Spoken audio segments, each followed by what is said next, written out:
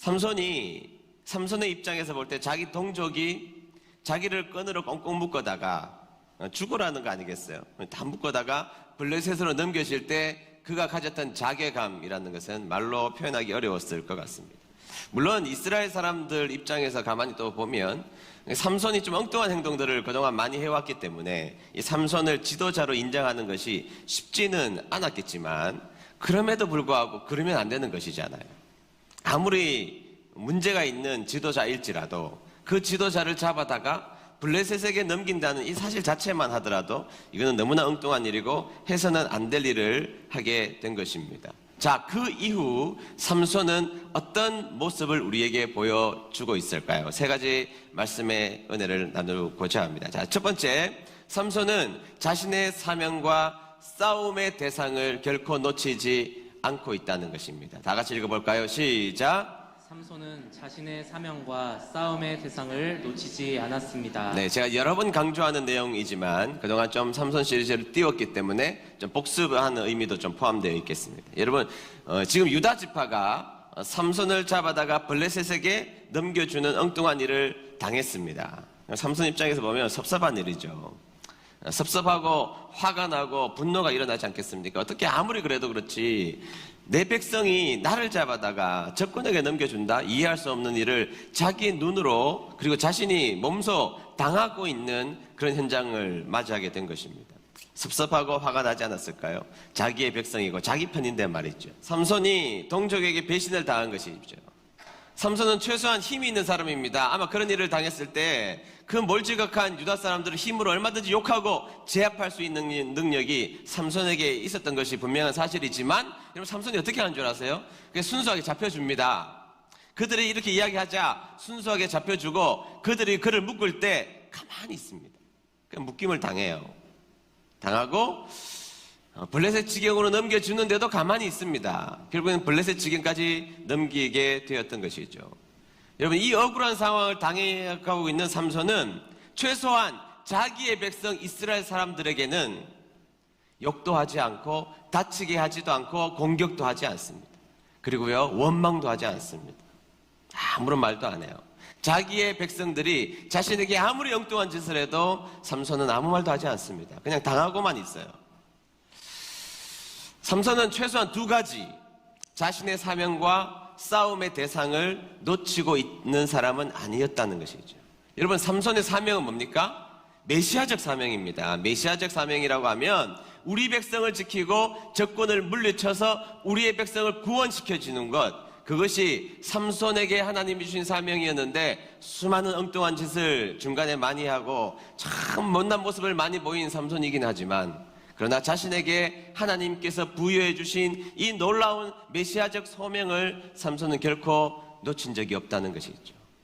자신은 자기의 백성들을 보호하고 적군을 물리쳐서 자신의 백성들을 구원의 자리로 이끌어야 된다는 이 위대한 메시아적 소명을 최소한 놓치지 않았습니다. 또 하나, 싸움의 대상을 놓치지 않았습니다. 자기의 백성은 아무리 못난 모습으로 자신에게 다가올지라도 자신의 백성은 사랑해야 될 대상이지 싸움의 대상이 아니라고 삼손은 알았던 것입니다.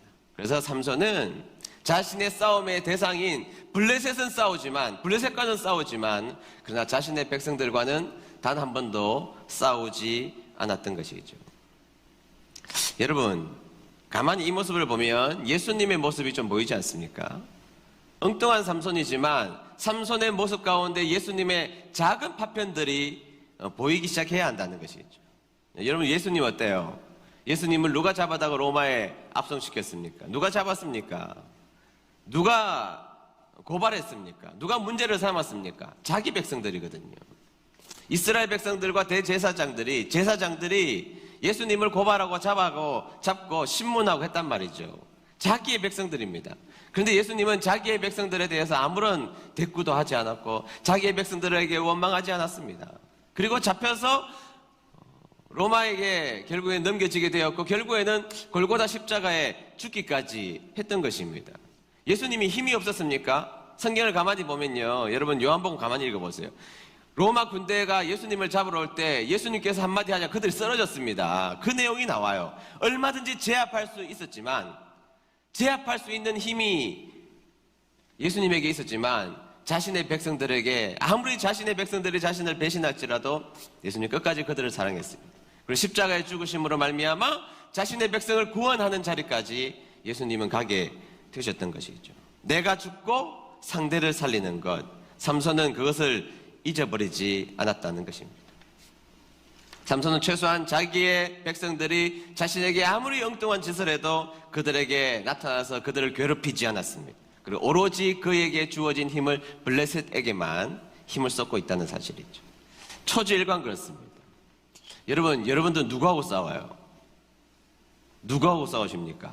그 대답 안 해도 제가 다 압니다. 그 옆에 있는 사람들하고 싸우잖아요. 가까이 있는 사람들하고. 맨날 가까이 있는 사람들하고 싸웁니다. 옆에 있는 가족들하고 싸우고, 제가 말 안 할게요. 싸우잖아요. 교인들하고 싸우고, 가까이 있는 만나는 빈도가 높은 사람들하고 싸웁니다. 그거 당연한 거예요. 가정에서 문제 제일 많이 일어나고, 그 다음에 교회에 일어나고, 만나는 빈도가 높기 때문에 그렇거든요. 근데 여러분, 그 사람들이 싸움의 대상입니까?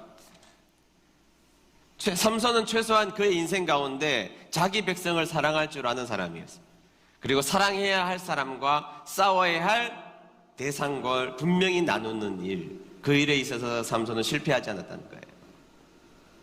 그 일에 실패하지 않게 되기를 주의 이름으로 축복합니다. 옆에 있는 분들은요, 싸워야 될 대상이 아닙니다. 사랑해야 될 사람이죠. 그리고 아무리 싸우고 있어도 사랑해야 될 사람입니다. 믿습니까? 네. 이를 꽉 깨물고 대답 안 하시는 분들도 계세요. 삼손은 최소한 그 범주를 넘어서지 않았다는 것이죠. 그 카테고리를 정해놓고 그 카테고리를 넘어서지 않았던 것입니다. 자, 두 번째, 그는 승리의 근원을 알기 시작하게 합니다. 다 같이 읽어봅니다. 시작. 그는 승리의 근원을 알기 시작합니다. 잘 보시죠. 이제 잘 보시죠. 블레셋 입장에서는 야, 이게 도대체 웬 떡이냐? 그런 거 아니에요. 그동안 삼손을 이게 꼼짝도 못했거든요. 꼼짝도 못했던 삼손이 이스라엘 백성들이 턱 잡아다가 꺼내다가 꽁꽁 묶어서 딱 자신에게 데리고 오니까 이게 웬 떡이냐 하면서 얼마나 기뻤을까요? 15장 14절 상반절 볼까요? 상반절 다 같이 읽습니다. 시작. 삼손이 레이라는 곳에 이르자 블레셋 사람들이 삼손에게 다가왔습니다. 블레셋 사람들은 기뻐서 소리를 질렀습니다. 아멘. 자, 삼손이 묶여오니까요, 막 소리를 지르며 기뻐했다는 거예요. 야, 이제 우리는 이겼어. 우리는 승리했어. 너무너무 기뻐했다는 것입니다. 그러나 어떻게 돼요? 14절 하반절 보겠습니다. 다 같이 읽습니다. 시작. 그때에 여호와의 영이 삼손에게 임하여 삼손에게 큰 힘이 생겼습니다. 그래서 삼손을 묶고 있던 밧줄이 마치 불에 탄 실처럼 약해져서 삼손의 손에서 떨어져 나갔습니다. 아멘. 분명히 올 때는 묶여서 왔는데 오자마자 삼손은 자신을 묶은 것을 실처럼 끊어버리고 말았던 것이죠. 큰 힘이 생겼고 밧줄이 끊어지게 되었던 것입니다. 그리고 15절 보세요. 15절 다 같이 읽습니다. 시작. 삼손은 죽은 지 얼마 되지 않은 나귀의 턱뼈를 주워들고 1000명이나 되는 사람을 죽였습니다. 네, 옆에 보니까 이제 실처럼 그 끈을 풀고 나서 옆에 보니까 금방 죽은 나귀가 있는데 그 턱뼈를 뺐습니다. 나귀의 턱뼈 해봤자 얼마나 크겠어요. 모르겠네. 하여튼 그 턱뼈를 가지고 1000명을 그냥 그 자리에서 블레셋 적군, 자신의 적군 이스라엘을 괴롭히는, 하나님을 대적하는 하나님의 원수, 하나님의 군대를 모욕하는 블레셋 1000명을 죽여버리고 맙니다. 1000명을 죽여버리고 말아요. 블레셋 사람들은 혼비백산에서 도망가버리고 맙니다. 놀라운 일이죠. 그리고 삼손이 정신을 차리고 보니까 자신이 한 일이 너무 놀라운 일을 한 것입니다. 너무 놀라서 16절 고백을 합니다. 16절 고백 제가 읽겠습니다. 그때에 삼손이 말했습니다. 나귀의 턱뼈 하나로 무더기를 쌓았네. 나귀의 턱뼈 하나로 1000명이나 죽였어. 내가 1000명이나 죽였네 하면서 깜짝 놀라는 장면을 보게 되는 것이죠.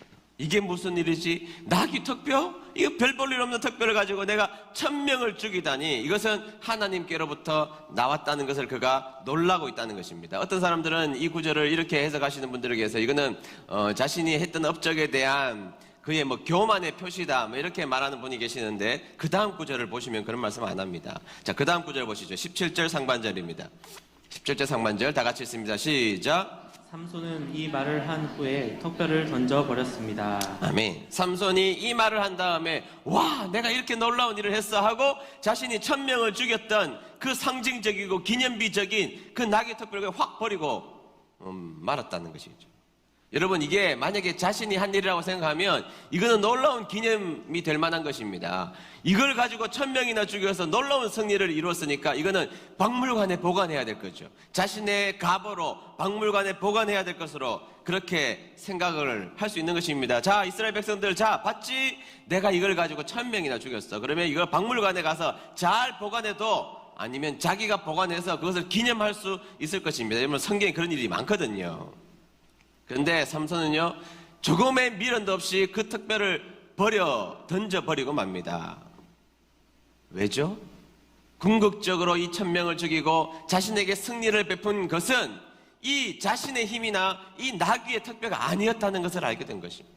하나님이 하셨기 때문에 이 나귀의 턱뼈는 별 볼 일 없는 것이기 때문에 던져버린 겁니다. 여러분, 이거를 신학적으로 몰패라고 합니다. 몰패 한번 따라해 보겠습니다. 몰패. 성경에 나와 있는 몰패가 뭐죠? 다윗의 물맷돌입니다. 다윗의 물맷돌이 골리앗을 넘어뜨리게 한 것이 아니라 하나님의 영이 임해서 골리앗을 무너뜨리게 한 것이잖아요. 그래서 이 물맷돌을 가리켜서 몰패라고 그래요. 기도원은 횃불이 승리하게 된 게 아니잖아요. 몰패입니다. 그것을 가리켜서. 왜냐면 모세의 지팡이가 홍해를 가는 게 아니잖아요. 하나님이 하셨잖아요. 그러니까 들고 있는 그 연약하고 부족한 못난 것, 그게 몰패입니다. 쉽게 영화를 보면 막 지팡이 이만하죠. 그런데 그들이 들고 있는 지팡이는 이만했습니다. 몰패예요. 아무것도 아니란 말이죠. 왜 삼손이 그것을 던져버렸습니까? 몰패라고 생각했던 것입니다. 이것은 아무것도 아니었고 하나님이 나에게 주신 영, 하나님의 영이 임했기 때문에 이 승리가 이루어졌다는 것을 고백했던 것입니다. 삼손의 작은 신앙의 변화를 말씀을 통해서 우리는 발견할 수 있는 것입니다. 여러분, 이게 중요한 것입니다. 여러분, 참된 신앙에는요, 자기가 열심히 해놓고 누가 하셨다고 고백합니까? 하나님이 하셨다고 고백해요. 그렇죠, 여러분? 자기가 열심히 노력했어요. 죽을 힘을 당해서 노력했는데 결국에 그 영광을 누구에게 돌립니까? 하나님에게 돌립니다. 하나님이 하셨어요. 이렇게 돌립니다. 그런데 반대도 있어요, 반대. 막 자기가 나쁜 짓 해가지고 나쁜 짓 해서 병도 걸리고 가정도 엉망되고 사업도 망하고 인간관계도 엉망되고 명백하게 인간관계 따져보면 본인 잘못인데 그런데도 하나님 원망하는 사람이 있잖아요. 자기가 열심히 해놓고도 하나님 앞에 영광 돌리는 사람이 있고 자기가 다 잘못해놓고도 하나님 원망하는 사람이 있어요. 맞아요, 틀려요? 맞거든요. 얼마나 다릅니까? 삼손은 깨닫기 시작합니다. 자신에게 일어나는 여러 가지 일들이, 승리들이 자신의 힘에서 나오는 것이 아니라는 것을 영적으로 조금씩 깨닫기 시작합니다. 다는 아닐지라도, 그리고 삼손의 인생 평생 통해서 한 번도 완벽하게 주님 앞에 언제나 헌신을 한 사람도 아니지만 끊임없이 실수하지만 가끔씩 진리를 깨닫는 자리로 조금씩 성장하더라는 거예요. 삼손은 어쨌든 조금씩이라도 성장하는 자리에 섭니다. 신앙은요, 조금씩 자라면 됩니다. 낙심하지 마십시오. 어떤 분들은 나의 신앙에 대해서 너무 지나치게 낙심하고 있지만, 그러나 여러분, 주일날 예배 들어와서 말씀을 듣고 깨달음이 나에게 생각했다면 그만큼 성장한 겁니다. 낙심할 필요 없어요. 갈라디아에서 뭐라 그럽니까? 낙심하지 마십시오. 때가 이르면 이루게 됩니다. 때가 이르면 낙심하지 말고 조금씩만 성장해 보십시오. 조금씩만. 그러면 하나님께서 여러분들에게 큰 은혜를 베풀어 주실 줄로 믿습니다. 네, 삼손은 계속 실패하면서 계속 잘하고 또 실수하면서 계속 성장하고 있습니다. 오늘은 이만큼 성장했습니다. 1000명을 죽인 그 턱뼈를 버리며 그 영광을 자신이 가지지 않을 만큼 성장한 것입니다. 우리 2022년 우리 은혜드림교회 성도님들은 조금씩 성장하는 여러분들 시기를 주의 이름으로 축복합니다. 조금씩 주님 가까이 나오는 여러분들 시기를 축복합니다. 조금씩 주님과 함께 교회를 가까이 나오는 여러분들 시기를 주의 이름으로 축복합니다.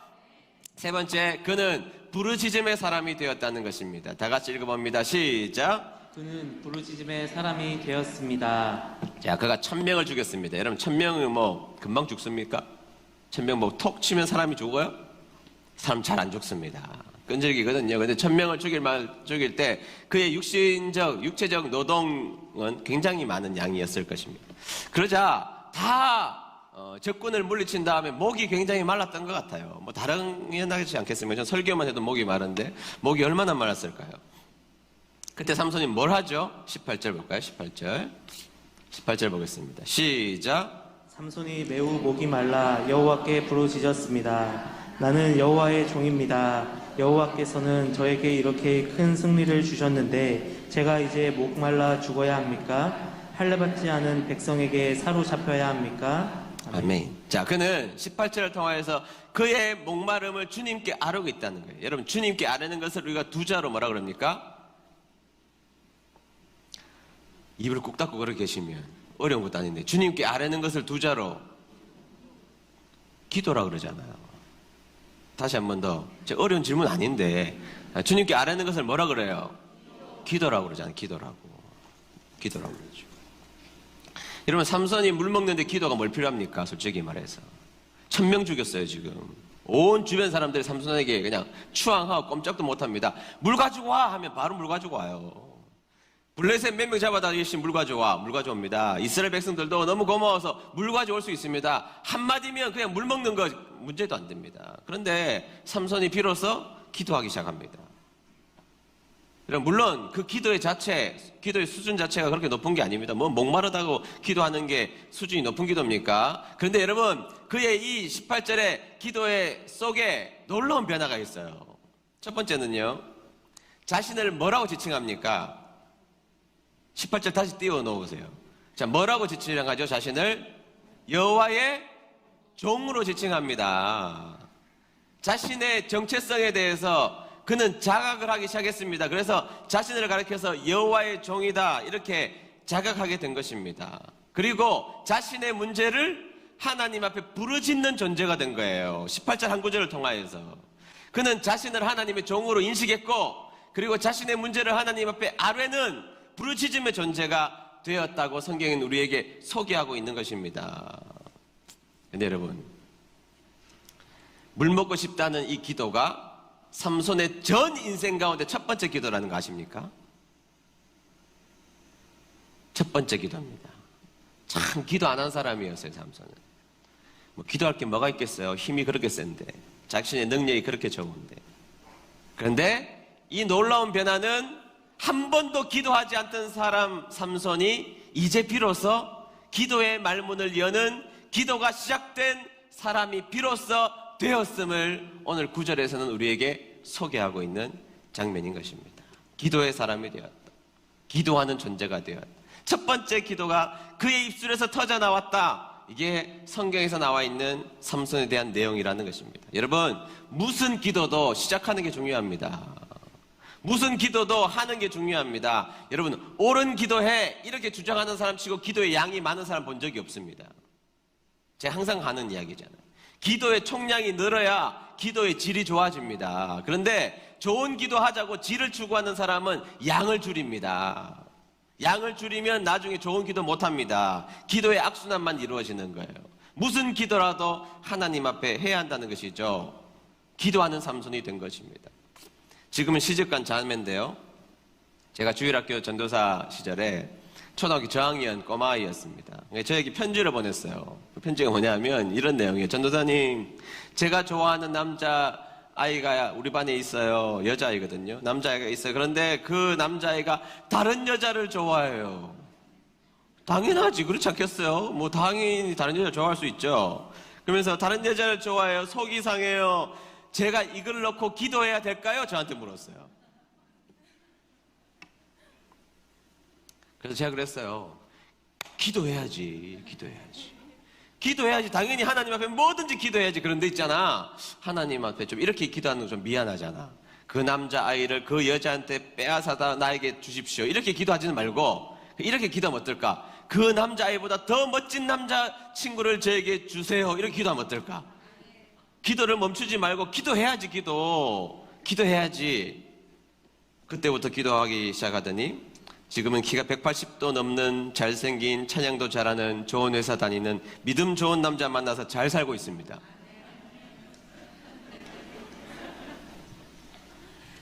여러분, 삼손 어린 기도죠. 약한 기도고 뭐 별 볼 일 없는 그런 기도하면 뭐 그런 거 가지고 기도해.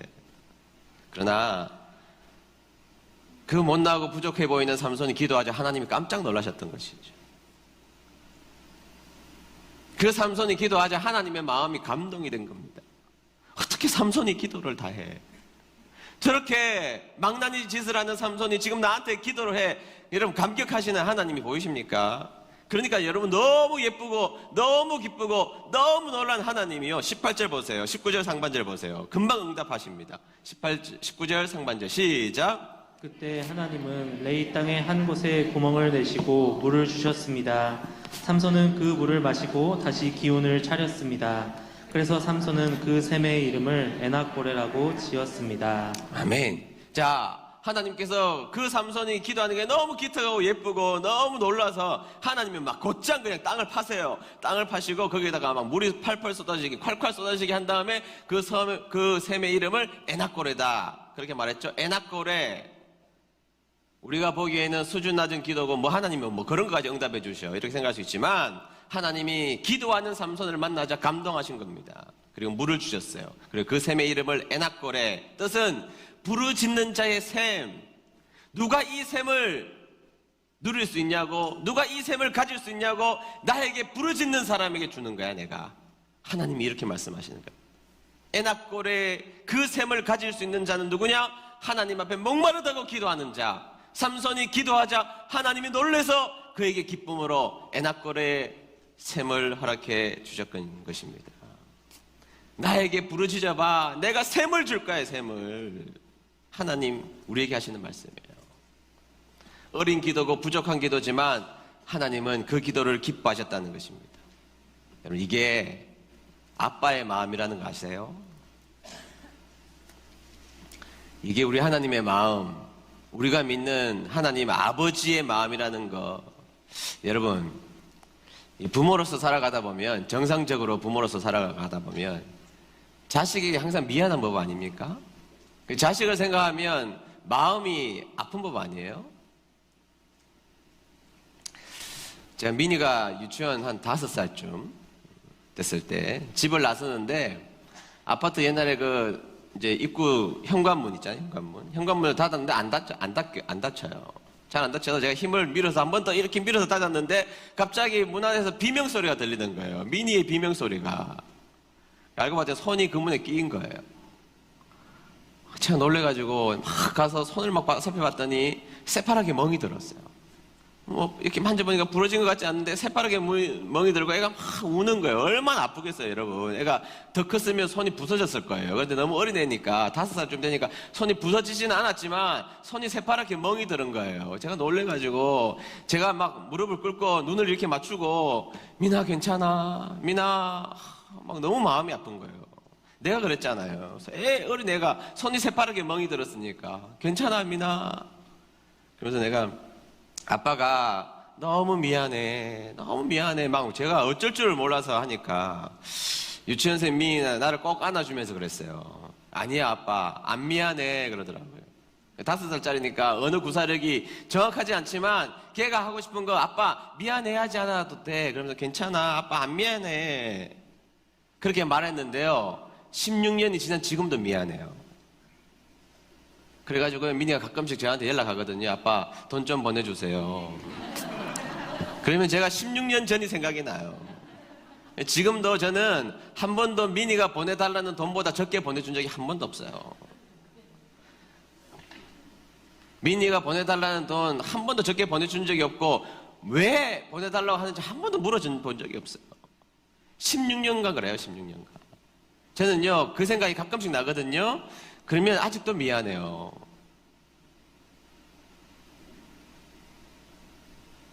미나 괜찮아?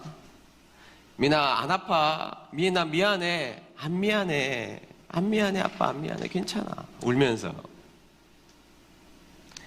여러분 하나님이 우리를 이 땅에 보내시고 얼마나 마음 졸이실까요? 여러분 사랑이 더 많은 사람이 마음 졸이는 법이거든요. 하나님이 우리를 이 땅에 보내시고 얼마나 마음 졸이셨을까요? 그리고 여러분 가끔씩 우리가 아파하면 얼마나 하나님 마음 아파하실까요? 우리가 하나님 자녀인데요. 그거 아세요? 하나님이 우리를 더 사랑하시는 거. 그런데 우리가 이 땅에 살면서 마음 속상해하고 아파하면 하나님이 우리에게 얼마나 미안해 하시겠어요? 그러니까 그런 자녀가 하나님 앞에 가끔씩 기도하는 거죠. 하나님, 나 좀 어떻게 해주세요. 그러면 때로는 우리의 때하고 맞지는 않지만, 그리고 우리의 방법하고 맞지는 않지만, 하나님은 자신의 자녀들을 불쌍히 여기고 사랑하시기 때문에, 미안하기 때문에 하나님은 우리가 생각하지 못하는 가장 큰 선물을 준비하고 대기하고 계신다는 거예요. 믿으십니까? 그리고 너 뭐가 필요한데? 그리고 기뻐하시며 최고의 것을 주시지 않겠습니까? 그것이 애납골에 부르짖는 자에게 주시는 샘물의 은혜인 것입니다. 삼손의 변화 속에 여러분들의 변화가 필요하다고 오늘 하나님께서 말씀하십니다. 하나님의 음성이 들리지 않습니까? 사랑하는 내 딸아, 사랑하는 내 아들아, 나에게 부탁해. 목마르면 목마르다고 이야기해. 나는 너에게 항상 미안해. 이 땅을 살아가면서 나의 이름을 지켜나가기 위해서 실수도 많지만 그러나 나를 사랑하는 그 본질적 사건 하나 때문에 나는 끊임없이 너에게 미안해. 나에게 말만 하면 내가 네가 기대한 것보다 훨씬 더 좋은 것 줄 수 있는 준비가 되어 있어. 올해 그렇게 준비하시는 주님과 함께 교회를 가까이에서 기도함으로 여러분들의 인생에 놀라운 은혜가 있게 되기를 주의 이름으로 축복합니다.